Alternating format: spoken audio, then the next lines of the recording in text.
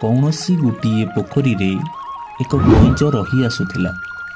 ବହୁଦିନ ପୂର୍ବରୁ କଇଁଚ ଅନ୍ୟ ଏକ ପୋଖରୀକୁ ଯିବା ପାଇଁ ଭାବୁଥିଲା। ମୁଁ ବହୁତ ଦିନ ହେବ ଏ ପୋଖରୀରେ ରହିଲାଣି, କିନ୍ତୁ ଏବେ ଏହାର ପାଣି କମି ଧୀରେ ଧୀରେ ପୋତି ହେବାରେ ଲାଗିଛି। ମୁଁ ଭାବୁଛି ଅନ୍ୟ ଏକ ପୋଖରୀକୁ ଗଲେ ଭଲ ହୁଅନ୍ତା। କଇଁଚର ମୂଷା, କାଉ, ମୃଗ 3 ଜଣ ବନ୍ଧୁ ରହୁଥିଲେ। ଗୋଟେ ଦିନ କଇଁଚ ଅନ୍ୟ ଏକ ପୋଖରୀକୁ ସ୍ଥଳ ମାର୍ଗରେ ଯାଉଥିଲା। ଠିକ୍ ସେତିକି ବେଳେ ରାସ୍ତା ଦେଇ ଏକ ଶିକାରୀ ମଧ୍ୟ ଆସୁଥିଲା। ଆଉ ରାସ୍ତାରେ ଯାଉଥିବା କଇଁଚ ଉପରେ ତାର ନଜର ପଡ଼ିଲା। ଆରେ ହେଇ ଦେଖରେ, କି ସୁନ୍ଦରିଆ କଇଁଛ।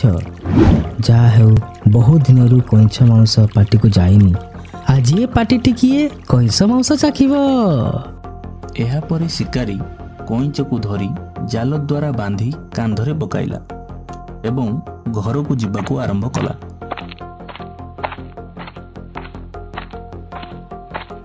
ବନ୍ଧୁଗଣ କଇଁଚକୁ ବିପଦରେ ପଡ଼ିଥିବାର ଦେଖି ଦୁଃଖ ପ୍ରକାଶ କଲେ।